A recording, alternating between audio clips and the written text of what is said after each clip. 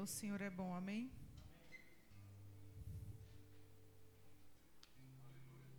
Aleluia. Você pode ficar em pé um minuto? Vamos orar? Pai, obrigada pelo teu amor. Obrigada pela tua fidelidade. Obrigada, Pai, porque o Senhor tem cuidado de nós. Existe algo, Senhor, que nós queremos te dizer. Que nós te amamos. Nós te amamos tanto. O Senhor é tão especial para nós. Obrigada, Pai, pela tua vida em nós. Obrigada, Pai, porque quando nós olhamos, Senhor, para tantas situações que têm acontecido, nós olhamos à nossa volta e nós dizemos, nós temos tudo. Nós somos altamente abençoados. Nós somos altamente favorecidos. Obrigada, Pai, por morar neste país. Obrigada, Senhor, porque aqui nós podemos levantar as nossas mãos e adorar ao Senhor. Nós podemos chegar no domingo na igreja, depois de ter nos alimentado 2, 3 vezes. E, Senhor, obrigada, Pai. Obrigada porque nós podemos olhar e ver a Tua bondade, ver como o Senhor tem se movido. Nós te agradecemos, Pai, e que o Senhor esteja, Senhor, nos mostrando cada vez mais que nós precisamos ofertar nestes lugares, que nós precisamos receber com generosidade, para dar com generosidade. Pai, não nos faça esquecer, Senhor, de todos os projetos que o Senhor abençoa, de todas as portas que o Senhor abriu e que nós podemos ajudar. Nós podemos ajudar, Senhor, não só a Baluarte, mas tantos outros institutos. Mas hoje o Senhor tem colocado no nosso coração este Instituto Baluarte. Pai, em nome de Jesus, que nós possamos ofertar mais, orar mais e que as nossas orações, Pai, de fato, transforme a vida e o destino daquelas crianças. Obrigada, Pai, por este culto hoje. Obrigada por esta igreja. Obrigada, Pai, por cada pessoa que está aqui nessa noite. Nós te louvamos, Senhor, e nós te exaltamos, Pai, em nome de Jesus. Aleluia, aleluia. Você já cumprimentou a pessoa que está do seu lado? Fala boa noite, shalom, a paz do Senhor. Louvor, muito obrigada. Adnan, liga a luz ali, ó. Não quer ligar? Olha aí, ó, não ligou. Aleluia. Você pode se sentar. Tem alguém que fez aniversário aqui essa semana? De nascimento, de casamento? Teve alguém?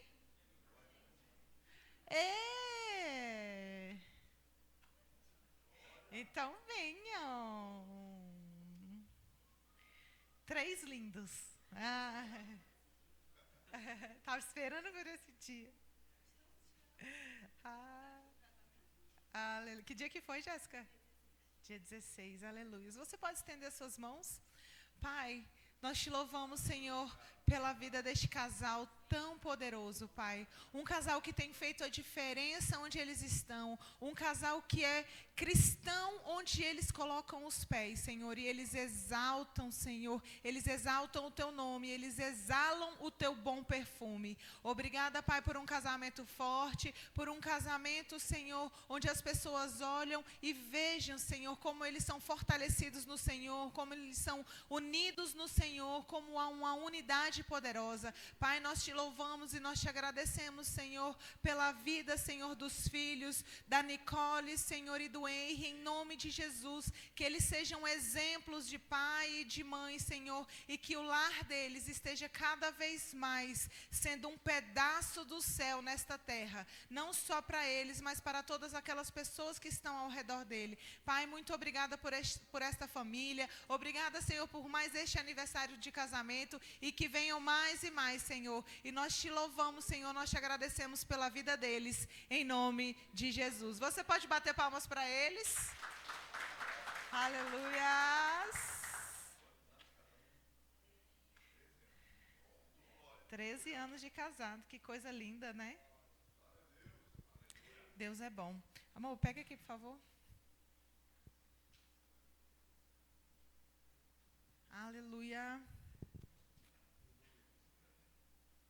Deus é bom, não é verdade? Rebequinha, se você estivesse aqui hoje, eu ia pedir, fica, Rebequinha. Aleluia. Deus é bom, né? Hoje eu quero ministrar o coração, trazer aos nossos corações algo que o Senhor tem falado comigo, já tem algum tempo. Quando eu oro, quando eu leio a palavra, quando eu escuto algumas ministrações, como por exemplo, nós passamos quinta, sexta e sábado, nós estávamos em Taguatinga, nós tivemos um evento, Avivamento e Milagres, sabe? Eu quero chamar a sua atenção para estar nesses eventos que acontecem lá em Taguatinga. E são eventos tão poderosos e o Senhor fala coisas tão tremendas ao nosso coração. E muitas coisas que eu ouvi lá vêm de acordo com tudo aquilo que eu tenho lido na palavra e tem chamado a minha atenção. Porque muitas vezes a gente está lendo a palavra e a gente estuda algum assunto, a gente está lendo um livro e porque a gente está lendo aquele livro, parece que tudo que a gente lê remete àquele tema que nós estamos lendo, né? Apesar de saber que a palavra ela é completa, mas a gente olha e fala assim, eu quero isso, eu vou olhar para isso. Inclusive, por exemplo, quando eu estou dando aula de caráter de Deus, eu falo, gente, isso aqui dá para usar nessa parte, isso aqui dá para usar naquela outra parte. Então, é como se tudo a gente pensasse nisso, né?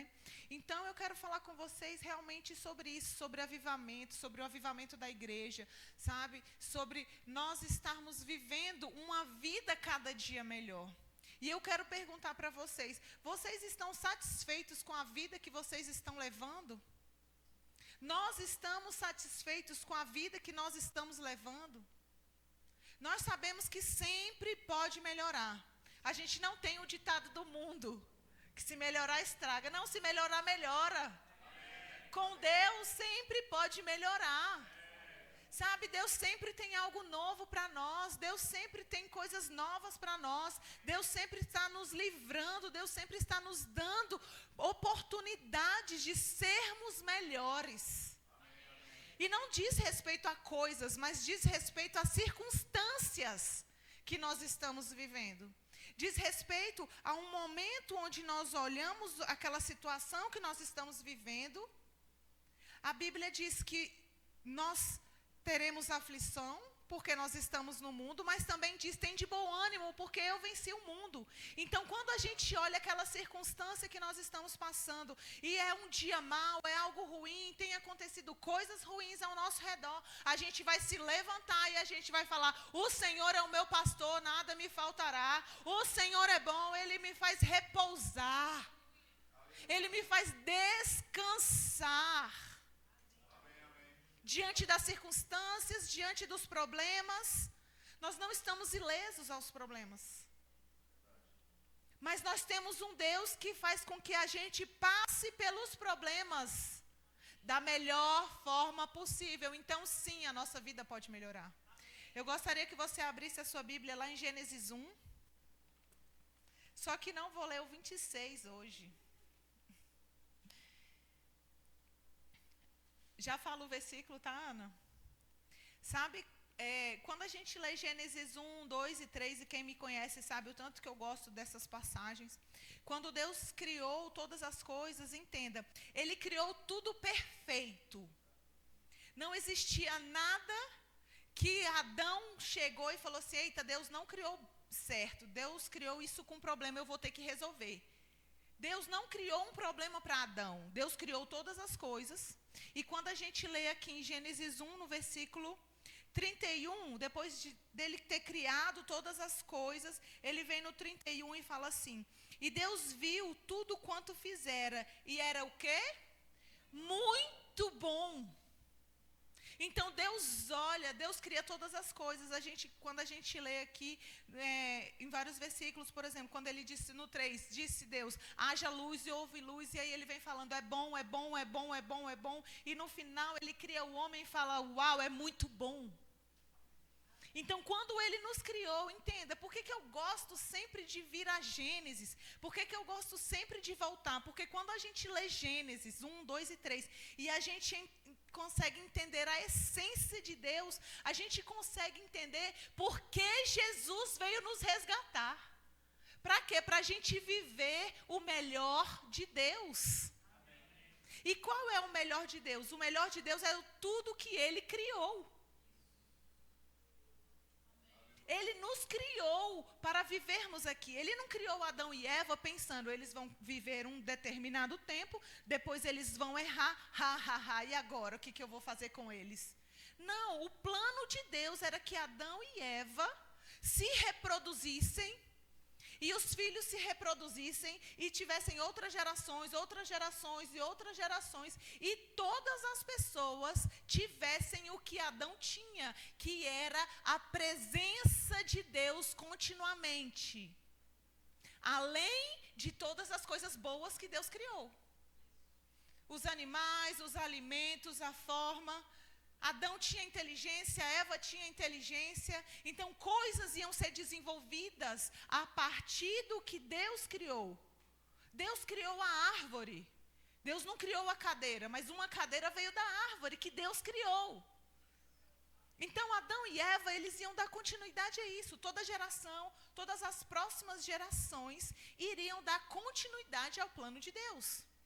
Mas Adão e Eva, eles erram, eles pecam. Qual é o pecado de Adão e Eva? Eles desobedeceram a Deus. Não foi simplesmente comer da árvore. Porque Deus plantou várias árvores e colocou uma árvore ali, e a ordem foi, você pode comer de tudo, menos dessa. E eles comeram, eles desobedeceram. E quando eles desobedecem a Deus, um Deus perfeito, nós podemos dizer, eu ouvi essa palavra agora nessa conferência, eu achei tão interessante, ele criou um lugar impecável. Aí a gente olha e fala assim, o que é impecável? Impecável é uma coisa perfeita. Mas quando a gente traz para esse conceito de Adão e Eva, era impecável, impossível pecar, mas mesmo assim eles pecaram. Era impecável, perfeito, completo, nada faltando, nada quebrado, nada fora do lugar. E eles erraram. E aí a gente vê aqui, no versículo, aí vem no 2, vem falando tal, no 3, quando eles erram. E é interessante a gente ler aqui, porque a gente precisa entender o seguinte. Entenda, eu estou fazendo um paralelo para a gente chegar em Jesus e a gente chegar na nossa vida hoje, amém? Então, quando a gente olha o plano perfeito de Deus, ali o Éden, tudo que Ele criou, para que o homem vivesse naquilo dali, e Adão erra. Quando Adão erra, a terra se torna maldita. Mas Deus não perde o relacionamento, entenda. Não tem o relacionamento de pai e filho, mas Deus não abandona. Porque lá em Gênesis 4, a gente já vê Deus falando com Caim. Caim, onde está o teu irmão? Imediatamente no 4 ele vem falando. Então Deus não abandona a criação. Mas a criação já não tinha mais acesso a todo aquele lugar impecável que Deus tinha criado. Está comigo? Está conseguindo entender a importância do que nós vamos falar sobre Jesus? Então, quando a gente olha aqui no versículo 17, 3:17, no versículo 3:17, aqui, só falando rapidamente, né? Quando Deus vem falando com o homem, Deus pergunta à mulher o que ela fez, Deus pergunta ao homem o que ele fez, mas a serpente Deus não pergunta, Deus dá uma ordem para ela. Mas olha o que Deus fala com Adão. 3:17, Ana, por favor, Tiago. E disse para o homem, porque deste ouvido à voz da tua mulher e comeste da árvore da qual te ordenei, não comerás dela, maldita é a terra. Por que a terra é maldita? Lê comigo. Por tua causa. Então a terra é maldita por causa de Adão, não é por causa de Deus. Não foi Deus quem amaldiçoou a terra. A terra foi amaldiçoada por causa do erro de Adão. Deus fala, aqui na minha versão, maldita é a terra, Adão, por tua causa. E E aí, muitas vezes, a gente quer colocar na conta de Deus o que não é da conta de Deus. O que não é responsabilidade de Deus. A terra é maldita por tua causa. Porque Deus criou tudo e disse, é muito bom. É bom, é bom, é bom, é muito bom. Quem já foi meu aluno aqui? E lembra que eu falo, é bom, é bom, é bom, é bom, é bom? Mariana vai ser minha aluna no ano que vem. É bom, é bom, é bom, e é muito bom. E ele erra, e Deus fala, Adão, a terra é maldita por sua causa. E aí, quando a gente continua aqui, a gente precisa entender que entre Adão e Jesus, a terra estava maldita, mas Deus se comunicava com o homem através de outros homens, através de profetas. Deus nunca nos abandonou. Deus não abandonou a criação dele. Sabe por que ele não abandonou? Entre outras coisas, é claro que eu não gosto de ficar falando, Deus não fez isso por causa disso. Mas Deus criou um homem, Deus ama tanto o homem que ele criou, que ele não esqueceria desse homem. Ele não abandonaria esse homem. Ele não abandonaria você. Tantos mil anos depois da criação de Adão, ele não abandonaria você.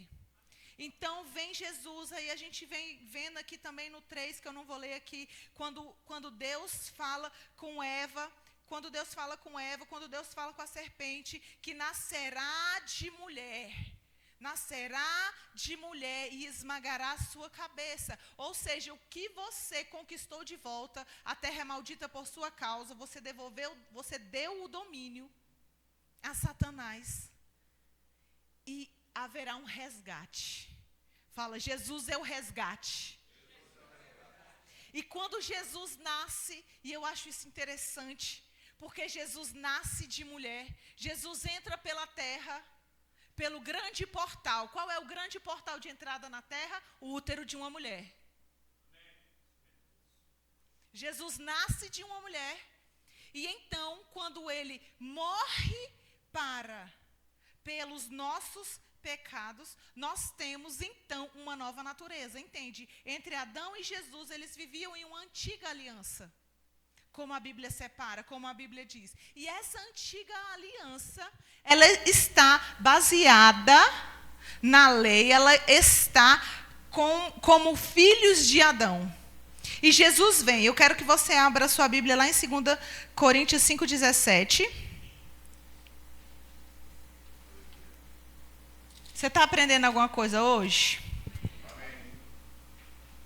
Parece difícil, mas é fácil.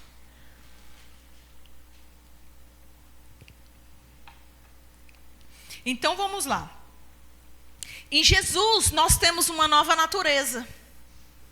O que é ter uma nova natureza em Jesus? Olha só, portanto, 2 Coríntios 5,17. Portanto, se alguém está em Cristo, é nova criação. As coisas velhas já passaram e surgiram coisas novas. Sabe, muitas vezes lá em João 4,4 fala que nós precisamos nascer de novo, nós precisamos ter a mente de Cristo. Para quê? Para a gente entender o reino. Não tem como a gente entender o reino de Deus. Coloca aqui para mim, Tiago, João 4,4. Não tem como a gente entender o reino de Deus, entenda, isso é muito importante. Entender o reino de Deus, se a gente não tiver, era-lhe necessário passar por Samaria. Continua. Chegou, pois, a Sicar, a cidade de Samaria, junto à propriedade que Jacó dera ao seu filho José. Peraí, eu acho que eu dei a referência errada.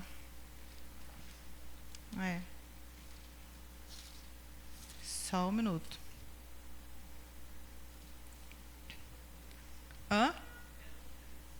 João 3. Aqui, isso mesmo, é 3:3. Errei por um número, né, gente? Quase, né? Jesus lhe respondeu, em verdade te digo, que ninguém pode ver o reino de Deus, senão o quê? Nascer de novo. Entenda, nós estávamos como Adão. Mas hoje nós estamos em Cristo, porque nós nascemos de novo no Espírito. A Bíblia diz que Deus é Espírito. Inclusive lá em Gênesis 1:26, quando Deus cria o homem, quando Deus cria a mulher, Ele cria a sua própria imagem, a sua própria semelhança. Ali Deus está criando o Espírito. Amém? Então quando a gente olha, em verdade te digo que ninguém pode ver o reino se não nascer de novo. O que é nascer de novo? Nascer de novo, querido, não é desmaiar. Nascer de novo é morrer para nós mesmos, é morrer para a nossa natureza amaldiçoada em Adão, para nascer em Cristo. Porque quando Cristo pagou o preço por nós ali naquela cruz, Ele nos deu o direito e o acesso àquilo que Deus criou lá no Éden. Um lugar impecável. Um lugar onde nós podemos andar de cabeça erguida. Um lugar onde nós podemos usufruir da bondade de Deus. Onde nós podemos usufruir de tudo que Deus fez para nós. Onde nós podemos usufruir de coisas que Deus tem feito por nós. Do poder de sermos feitos filhos de Deus. Existe um poder em ser feito filho de Deus. E esse poder que é ser feito filho de Deus, muitas vezes ele é ignorado. Ele é ignorado porque muitas vezes a gente está fazendo o que o mundo está fazendo. Sabe, a gente vem à igreja e a gente aceita Jesus como Senhor e Salvador da nossa vida. Eu quero aceitar Jesus, Senhor, Tu és o meu Salvador. Eu recebo o perdão dos meus pecados. E agora o Senhor, Jesus Cristo, é o Senhor da minha vida. Sim? Você já fez essa oração? Amém. Só que a gente faz essa oração, querido, e a gente acha que a gente entra para um clube. Clube dos crentes.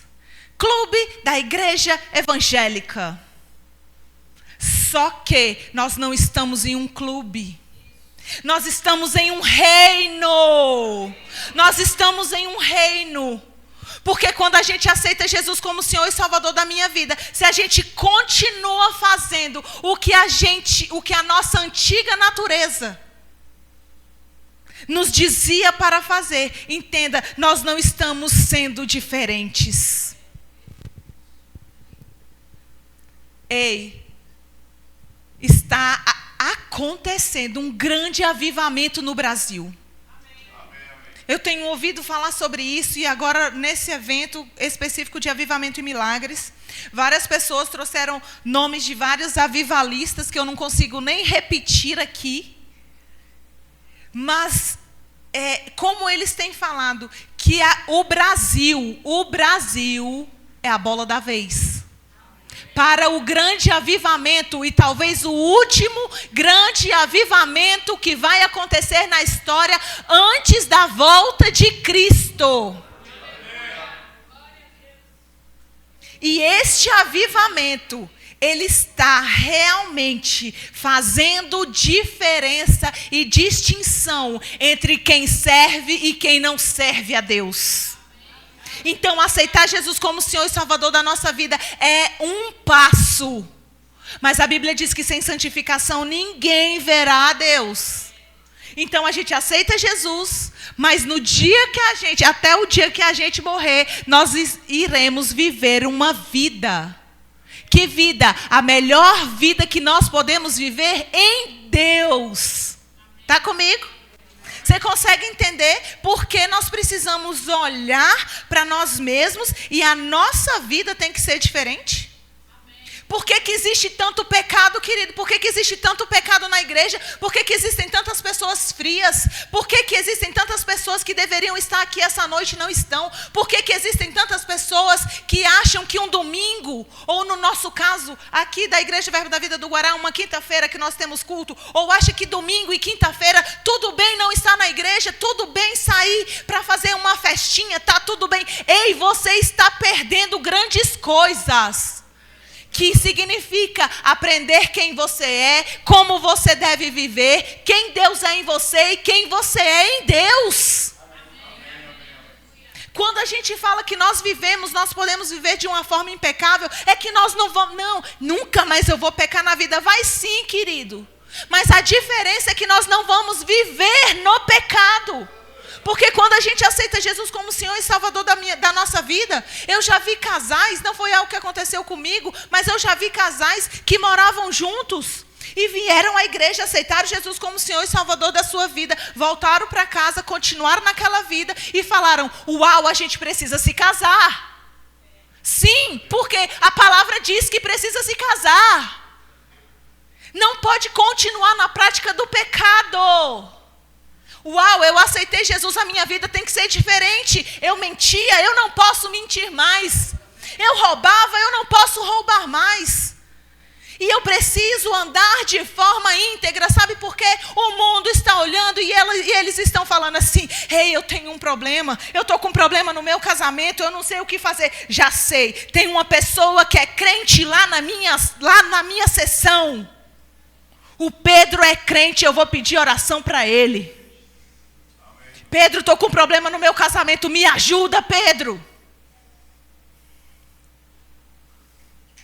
O mundo precisa nos ver, queridos.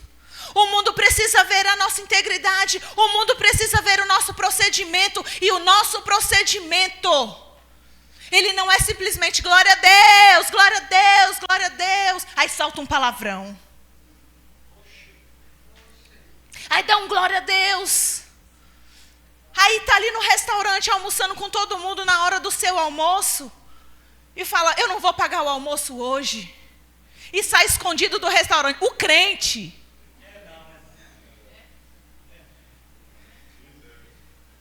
Que vergonha, querido. Que vergonha.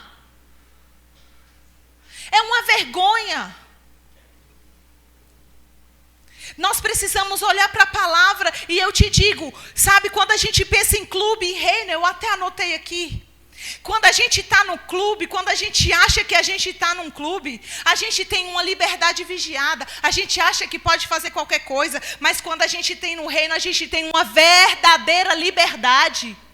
Sabe por que existe uma liberdade no reino?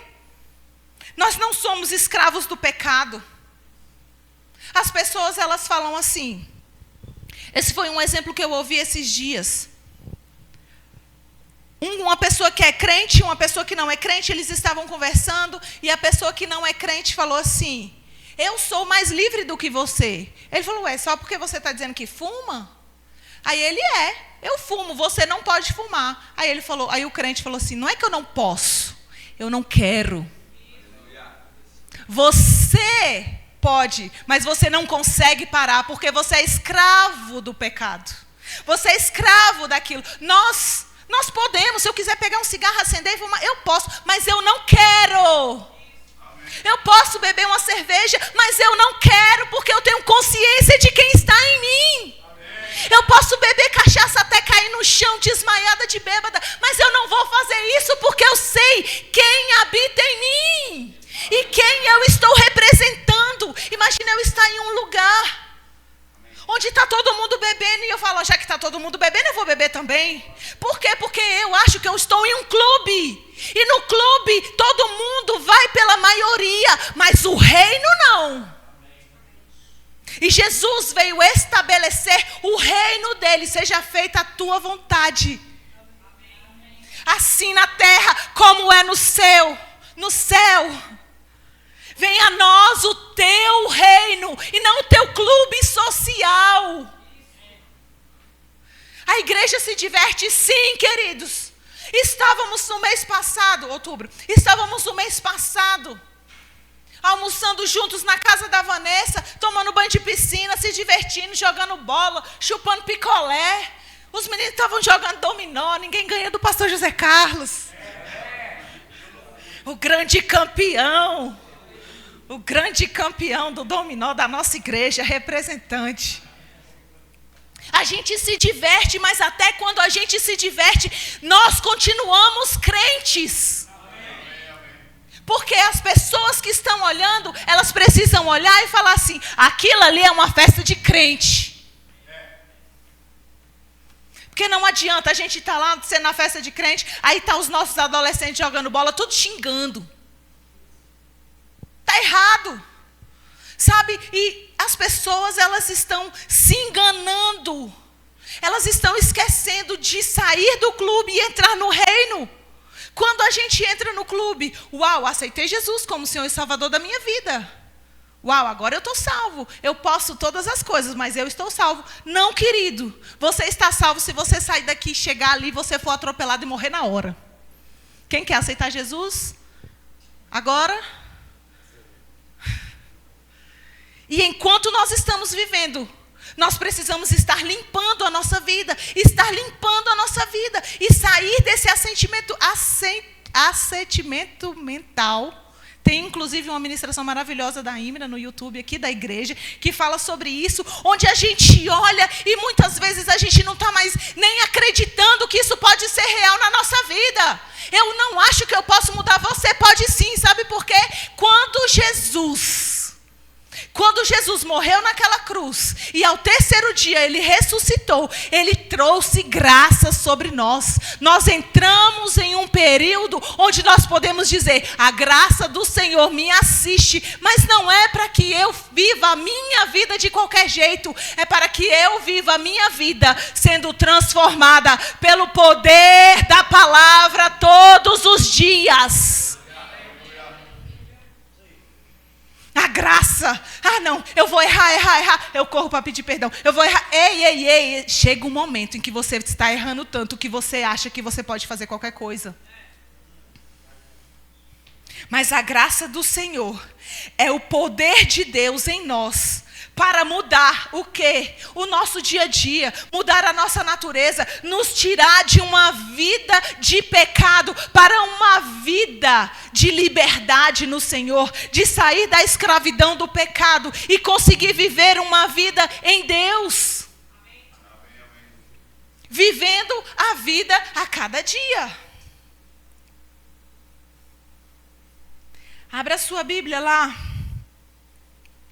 Às vezes as pessoas falam assim, eu não consigo, em 1 João 2,15.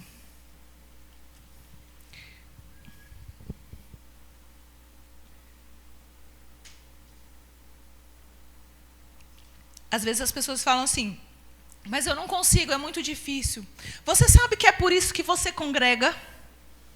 Você congrega porque a vida cristã não é uma vida solitária. A gente conhece um casal, 2 homens, eles moravam juntos. E eles começaram a ler a Bíblia na casa deles. E Deus falou ao coração deles. E eles olharam um para a cara do outro e eles aceitaram Jesus como Senhor e Salvador da vida deles em casa. E eles falaram, a gente não pode continuar nessa prática. E nós conhecemos eles. E eles falaram assim, olha, no começo era difícil porque nós olhávamos um para o outro e nós nos amávamos. Mas nós decidimos. Crentes, queridos. Foi no primeiro momento? Talvez não. Devem ter se abraçado, devem ter chorado. Mas mesmo assim, queridos, eles falaram, nós não vamos retroceder. E eles não retrocederam. Uma decisão. Aí a Bíblia diz aqui, não ameis o mundo, nem o que nele há. Se alguém ama o mundo, o amor do Pai não está nele. Se nós olhamos para o mundo e nós olhamos o mundo, e nós amamos o mundo. Nossa, eu sou uma mulher solteira, eu amo ficar com um monte de homem. Para mim tanto faz. Precisamos amar ao Senhor e entender que a graça é o poder de Deus em nós para mudar a nossa vida, para que a nossa vida seja conforme Deus quer que nós sejamos. E usufruir a vida de Deus. Usufruir o muito bom de Deus. É muito bom, é muito bom. Ei, é muito bom ser filho de Deus. É muito bom ser crente. Nossa, mas o crente não pode fazer nada. O crente pode sim. O crente se diverte. O crente, ele é livrado de situações onde o mundo acha que nós não seremos libertos ou livres daquilo. Quantos testemunhos a gente tem, queridos, de ouvir oração, de orar por alguém e aquela pessoa não acontecer determinado acidente. Eu já contei aqui para vocês, um dia eu orei pelo meu pai, quando foi à noite ele sofreu um acidente que normalmente todas as pessoas que atropelam um cavalo morrem. Meu pai não teve um arranhão. Uma oração, sensibilidade no espírito. E a gente está achando que foi o meu poder, fui eu que fui lá. E falei, pai, olha só, quando você chegar ali, desacelera, que vai ter um cavalo passando na sua frente. Não, querido, não foi não. Foi o poder de Deus. Até porque se eu falasse isso, aí aquilo ia acelerar. Quem conhece meu pai sabe. Aleluia. O poder de Deus guardando os nossos filhos na escola, guardando os nossos filhos no caminho, guardando os nossos filhos dentro do carro, guardando a sua casa enquanto você está aqui. Isso é poder viver o que Deus tem para nós, o que Deus construiu para nós, o que Deus falou é bom, é bom, é bom, é muito bom. Nós podemos viver nisso, mas entenda, não é no clube, é no reino. Pessoas estão se enganando, vivendo uma vida de qualquer jeito, mas com uma linguagem de crente. Você já viu uma linguagem de crente? Que está ali junto com os crentes e sim, glória a Deus, aleluia, oh, glória a Deus. Mas aí quando está ali no mundo, começa, às vezes, não solta um palavrão, mas também não solta um glória a Deus mais. Alguém fala, isso aqui não vai dar certo não. Eu também acho que não vai dar não. Está moldado com o mundo, amando o mundo. Sabe? Nós podemos sim, queridos, viver como Deus quer que a gente viva. Abra a sua Bíblia lá em 2 Timóteo 3, versículo 1.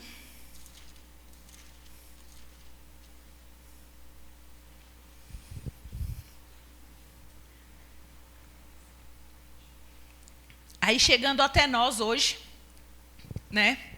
Algumas pessoas falam assim, é muito difícil. Aí vamos ver se é difícil mesmo, olha só. 2 Timóteo 3, a partir do versículo 1.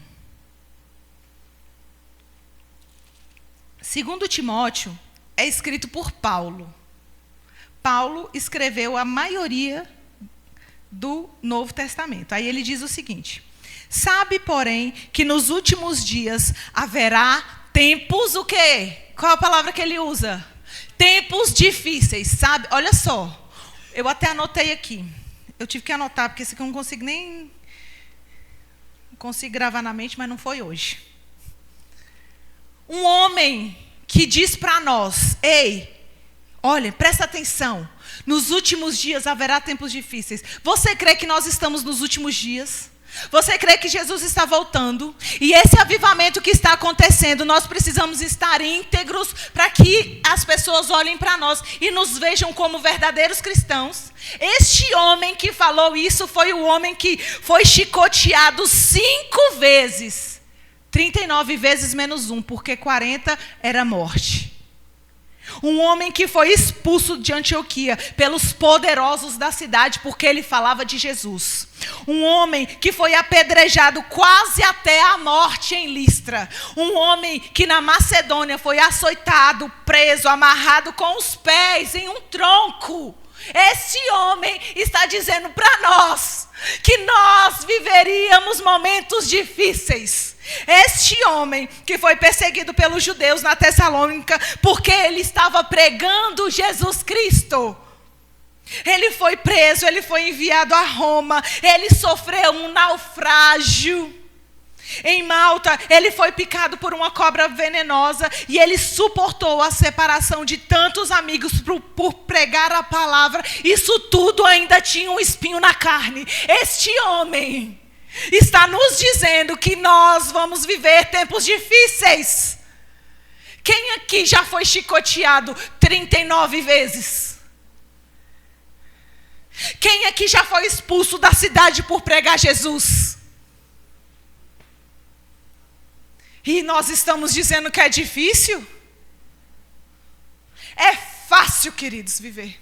É fácil viver a vida de Deus. É fácil viver como Cristo viveu. É fácil viver.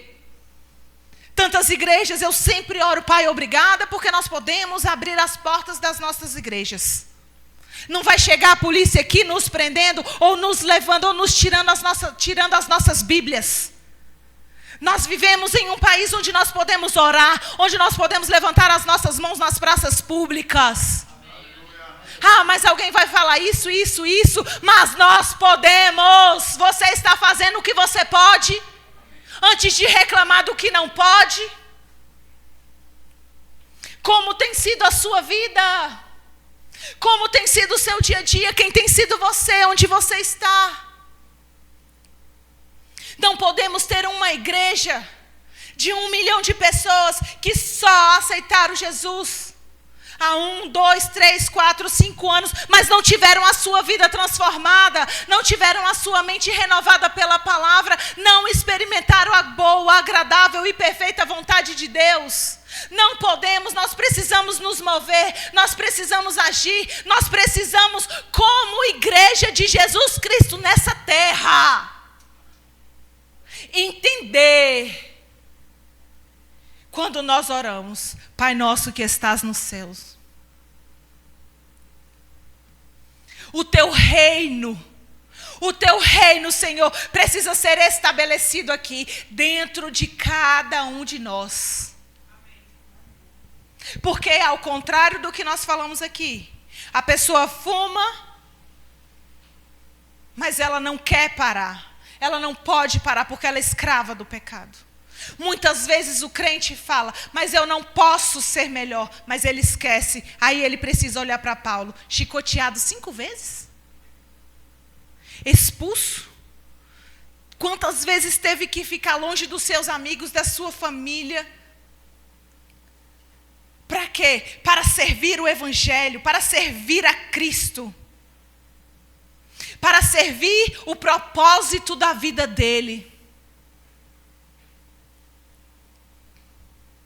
Aleluia. Aí a gente continua aqui, no 2. Pois os homens amarão a si mesmos. Gente, não é verdade como se a gente estivesse lendo o jornal de amanhã? Olha só. Sabe, porém, que nos últimos dias haverá tempos difíceis. Pois os homens amarão a si mesmos, serão gananciosos, arrogantes, presunçosos, blasfemos, desobedientes aos pais, ingratos, ímpios, sem afeição natural, meu Deus.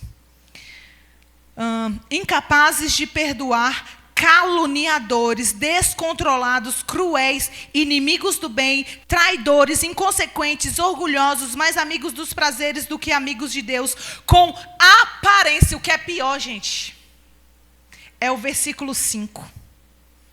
Quando ele dá todas essas características, uma coisa melhor que a outra, né? Digamos assim. Aí ele vem com aparência de religiosidade. O que é uma aparência de religiosidade? É uma aparência de crente. Mas olha só, com aparência de religiosidade, mas rejeitando-lhe o poder. Qual é o poder? Lembra que eu falei? O poder de Deus em nós para transformar a nossa vida. Eles rejeitam. Eu me visto como crente, eu me falo como crente, eu ando com a minha Bíblia embaixo do meu braço. Eu posto uma foto de biquíni na praia e coloco: o Senhor é o meu pastor e nada me faltará. Eu mostro o meu carro 0 quilômetro que eu comprei com dinheiro de corrupção. E eu falo: o Senhor é quem supre as minhas necessidades. Um aspecto de religiosidade. Mas negam o poder de Deus para transformar a própria vida. Você acha que Deus está interessado em quantos carros, casas você tem? Ele está interessado, queridos, em transformar a sua vida. Porque a sua vida é que representa Ele. Uau, eu tenho um carrão. Nossa, aquela pessoa ali é extremamente abençoada porque ela tem um carro. Mas se ela desce e ela ignora aquele mendigo que pediu um prato de comida, ele está exalando o amor de Deus? De jeito nenhum. Deus está olhando para nós, Deus está olhando para o nosso coração. Ele está dizendo, ei, não ignore o poder de Deus que existe em vocês. Não ignore o poder de Deus para transformar a vossa vida. Não ignore o poder de Deus. Amém, amém. Aleluia. O Senhor é bom. E aí ele continua. No 6. O 5, olha só. Com aparência de religiosidade, mas rejeitando-lhe o poder. O que Paulo, aquele que sofreu, que disse que a gente vai ter tempo difícil, o que ele fala? Dessas pessoas que têm que têm um aspecto de religiosidade, dessas pessoas você se afasta. Por quê? Porque essas pessoas, elas vão contaminar o que está em você. Você já deixou de ser convidado para alguma festa na família? Porque você é crente? Eu não vou chamar a Isva não, porque a Isva é crente. Porque a festa é no domingo à noite? Pode até me convidar, mas eu falo, eu não vou. Quer que a gente esteja na festa? Faça sábado. Meu primo entrou em contato com a gente e falou assim, olha, eu reservei o salão sábado e domingo, que dia vocês podem? Você e a Ímina. Você, a Ímina, o Alexandre, o Rogério e toda a família, né?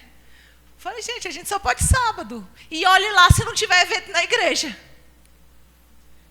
Está entendendo? O mundo precisa entender quem nós somos e nos respeitar. Aí, aqui no versículo 10. Tu, porém,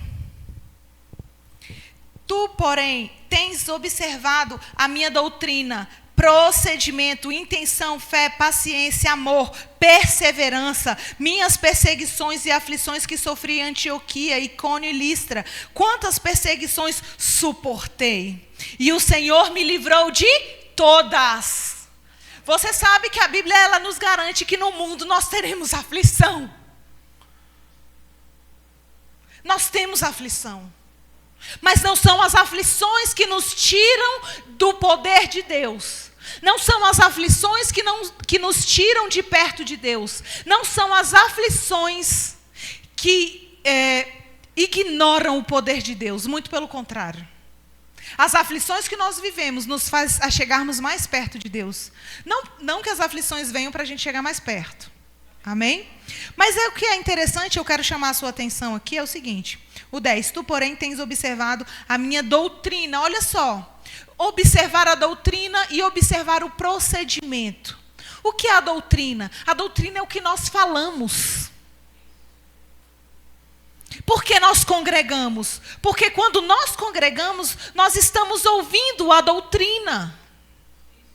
Que doutrina? A doutrina de Jesus Cristo. Essa doutrina, Deus criou todas as coisas, é bom, é bom, é bom. Nós não viemos do macaco, nós viemos de Deus. Essa é uma doutrina. A doutrina do amor de Deus. A doutrina da fé de Deus. A doutrina que nós somos curados. Como nós vamos aprender isso? Ouvindo. E não somente a doutrina, mas o procedimento. O procedimento. Fala comigo, procedimento.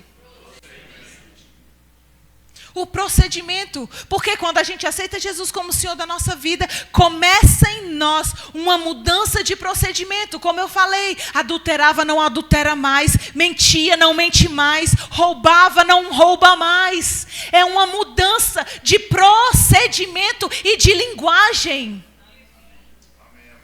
E você sabe,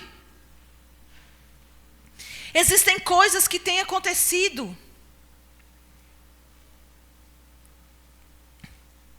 Vamos ler aqui o 12, que aí eu quero chegar lá onde eu quero chegar. Na verdade, todos os que querem viver uma vida piedosa em Cristo Jesus sofrerão o quê? Perseguições. Aí o 13, mas os homens maus e impostores irão de mal a pior, enganando e sendo enganados. Olha só, a gente pega aqui o 5. Depois vem falando, né? Esses homens amarão a si mesmo, tal, 5. Com aparência de religiosidade. Aí aqui no 13 ele fala, mas os homens maus, que são esses homens que ele citou, essas qualidades aqui. Mas os homens maus e impostores irão de mal a pior, enganando e sendo enganados. Tu, porém, permanece naquilo que aprendeste, de que foste inteirado, sabendo de quem o tens aprendido, pois desde a infância sabes as sagradas letras, que podem fazer-te sábio para a salvação, pela fé que há em Cristo Jesus. Olha só, como é interessante a gente ver, e a gente pega essa palavra aqui, homens maus e impostores, aspecto de religiosidade. Um aspecto de religiosidade, fala como crente, age como crente, mas não é crente de verdade, porque por mais que levantou a mão para aceitar Jesus como Senhor e Salvador da sua vida, não teve a vida transformada pelo poder da palavra, tem um aspecto de religiosidade e é um impostor. E aí é interessante que Paulo vem falando aqui sobre o impostor, e no 15 ele fala, pois desde a infância.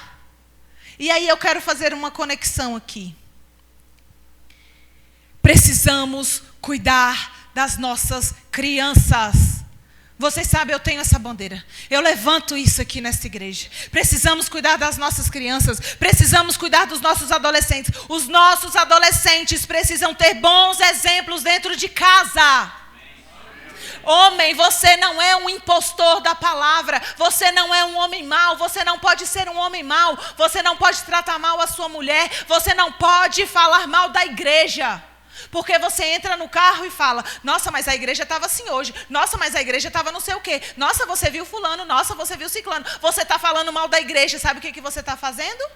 O seu filho que tem 5, 6, 7, 8, até 12 anos, ele vem para a igreja porque ele é obrigado. Mas no dia que ele não precisar, no dia que ele puder dizer, não vou, ele não vem. E é algo construído. Não é do dia para a noite. E quando nós tiramos as crianças da igreja, quando nós tiramos as crianças de uma influência do departamento infantil, quando a gente tira os adolescentes de uma influência da palavra, nós estamos dizendo a eles, vocês podem ser impostores como eu. Fala na sua escola que você é crente, mas você pode andar de qualquer jeito. Meninos, vocês podem namorar quem vocês quiserem. Meninas, namorem quem vocês quiserem. Vocês querem isso para o filho de vocês? Eu não quero para os meus filhos. Eu quero, preciso, posso viver uma vida íntegra em Deus e passar para a próxima geração. Lembra que eu falei com vocês do plano de Deus? Adão e Eva terem filhos e os filhos terem outros filhos e gerações, passando o ensinamento de Deus? Hoje o nosso ensinamento é a palavra baseada no sacrifício de Jesus, que morreu por nós, nos resgatou do império das trevas, e hoje nós vivemos em um reino, não em um clube. Eu não quero filhos para estar num clube social. Às vezes a gente olha e fala, parece que não ouviu nada da palavra.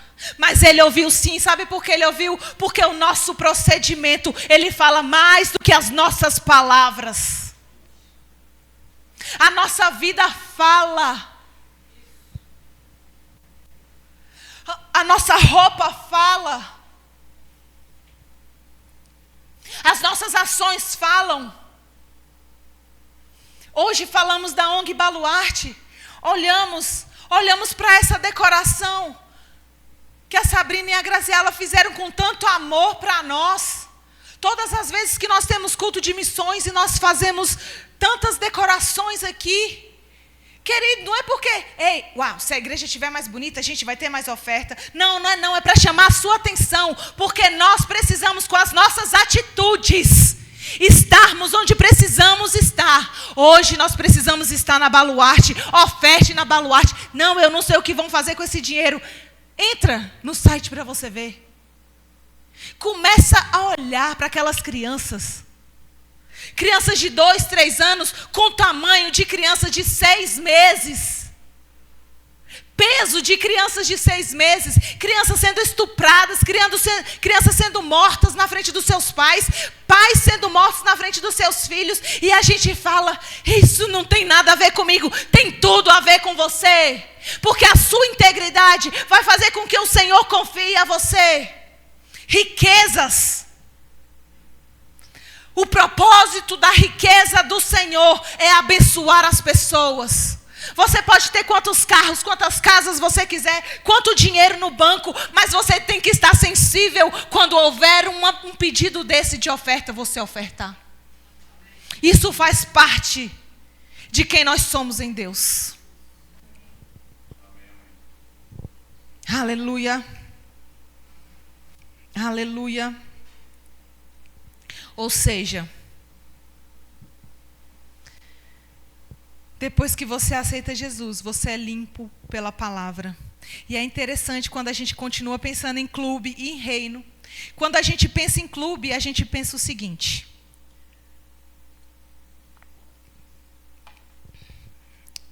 Quando a gente pensa em clube, a gente pensa o seguinte. Pastor Alexandre vai estar lá? Então eu vou.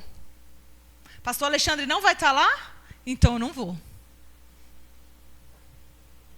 Pastor, eu vim hoje para a igreja, estou aqui.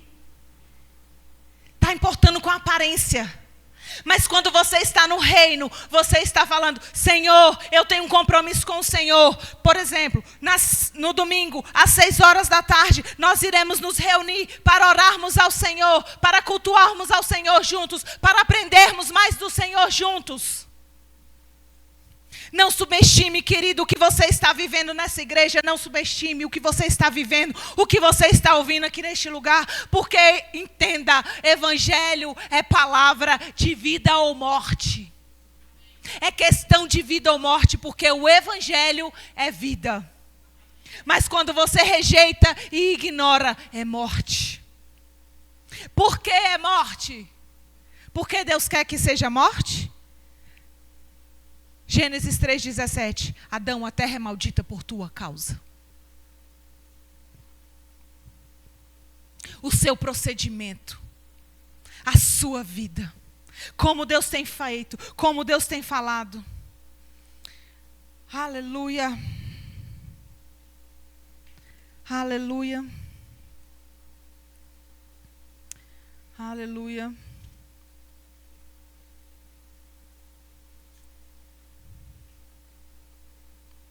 O Senhor é bom. Aleluia. Eu anotei outra coisa aqui, mas não vou entrar nessa parte não. Já estou encerrando. Sabe? E quando a gente pensa, quando a gente olha o nosso procedimento e a gente entende que Deus conta conosco. Deus tem contado conosco. Sabe, eu tenho orado e eu tenho falado, Senhor, eu entendo e eu sinto que o Senhor está fazendo um movimento nessa terra. E a minha oração é, Senhor, não me deixe fora disso. Você está disposto a ficar fora disso? O Senhor pode contar com você?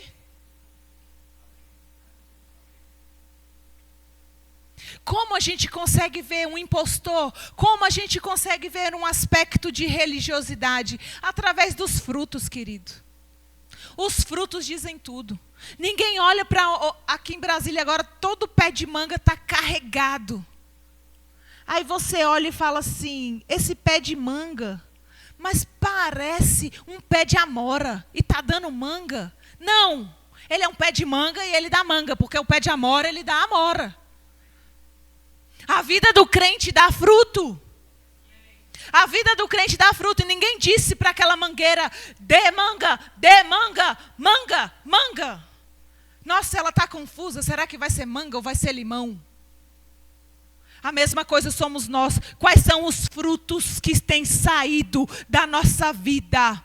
Quando as pessoas olham para nós, o que elas estão vendo? Porque os frutos, queridos, eles são vistos. Eles são vistos, não tem como a gente esconder.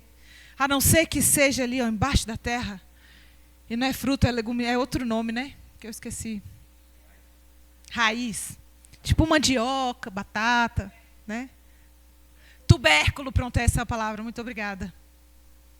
Agora você olha para uma manga, você vê que tem manga. Está em tempo de manga, tem manga. Não está em tempo de manga, não tem manga. Mas sabe que no dia que não tem manga, porque não é tempo de manga, está tudo bem. Mas olhando para nós, como tem sido a nossa vida. Sabe, eu quero chamar a atenção, mais uma vez, de novo, novamente, repetindo, outra vez, a importância dos nossos jovens. Como vocês são importantes. Vocês são